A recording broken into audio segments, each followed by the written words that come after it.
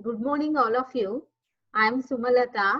In the previous lecture, I explained about the definition of a random variable. Now, in this lecture too, I am explaining about the classification of random variables. The random variables are classified into discrete random variables, continuous random variables, and mixed random variables. Now, we are discussing about one by one. The first one is the discrete random variable. A discrete random variable has a finite number of possible values or an infinite sequence of countable real numbers.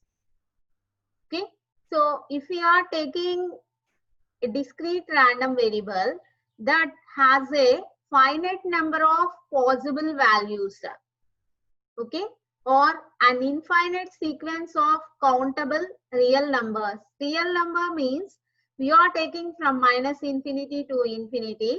Out of that infinite sequence, we are taking some countable real numbers. Okay, so a random variable is a function that assigns a numerical value to each simple point in the sample space. Okay, if we are taking the sample space, in this sample space, we are taking the numerical values. Okay, for example, a discrete random variable x has a finite number of possible values. We are taking some finite number of possible values. Okay, the probability distribution of x lists the values and their probabilities are. Here we are taking, this is the random variable. These are the events x1, x2, x3 and so on xk.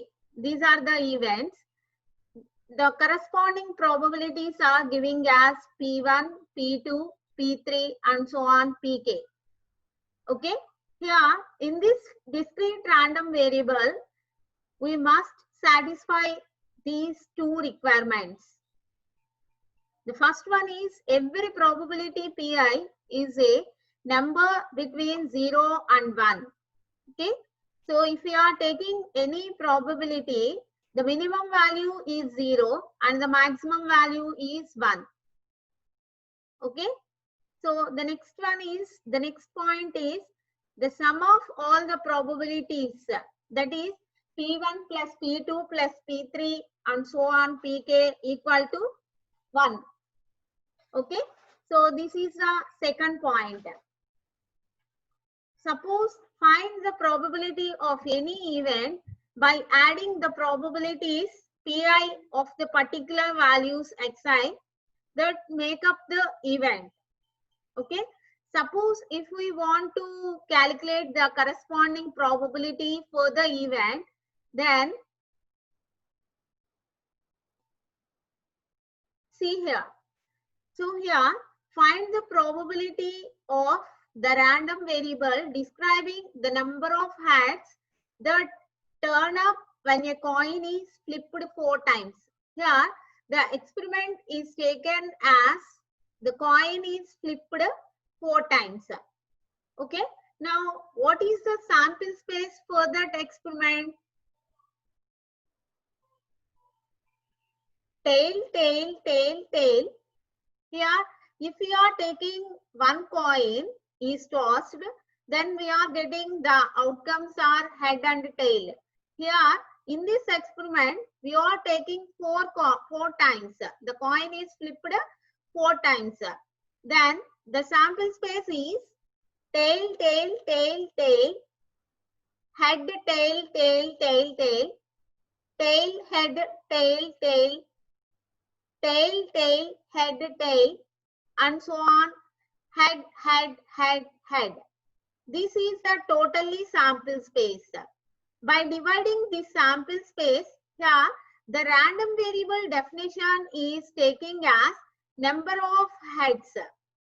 The random variable definition is taking as number of heads.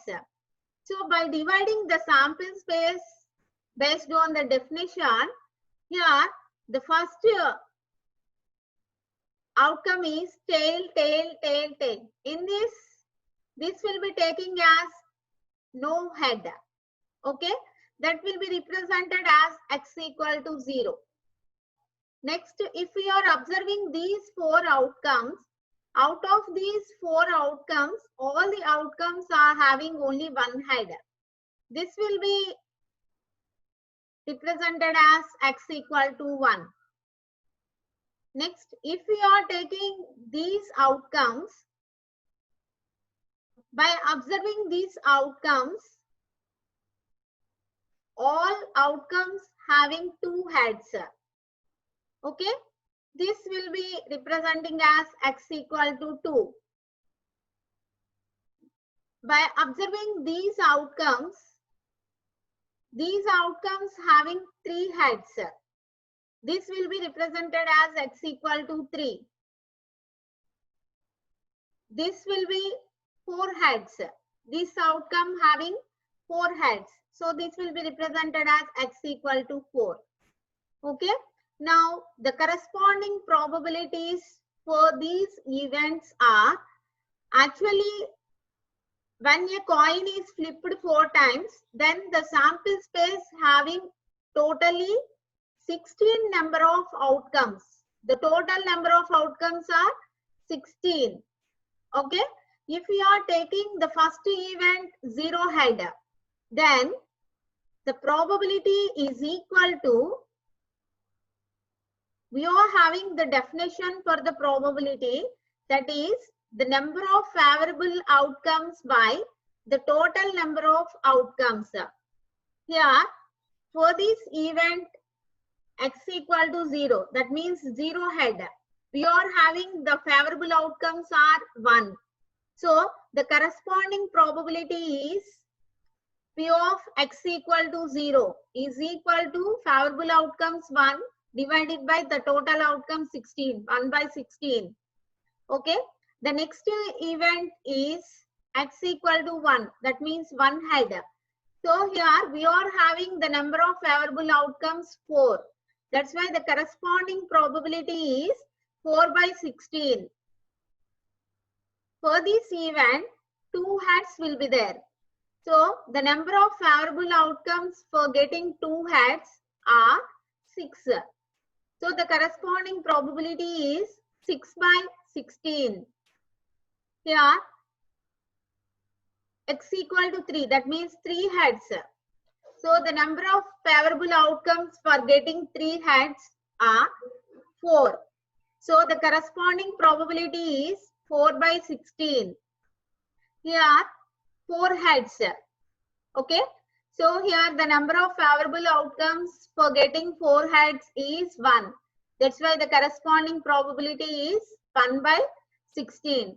In this way, we are calculating the corresponding probabilities based on the definition of a random variable.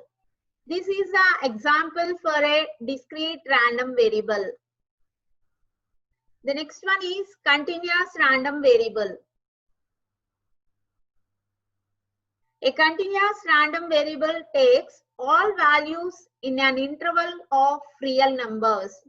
Here, in between the real numbers, we are taking all the fractional values also. Okay. For example, the experiment where the pointer on a wheel of chance k spun. Okay. The events yes or the continuous values from 0 to 12 marked on the wheel. Suppose if we are taking wheel, that wheel having the numbers from 0 to 12. In this continuous random variable, we are taking all the fractional values also in between 0 to 12. Okay. In between 0 to 12. That means suppose 0.1, 0.2, 0.3. Like that we are taking all the fractional values in between 0 to 12. That's why the events are the continuous values from 0 to 12 marked on the wheel. Okay. A continuous sample space has infinite range of values because In between 0 to 12, we are having infinite fractional values also. We are considering all the fractional values in between 0 to 12. That's why a continuous sample space has infinite ranges of values.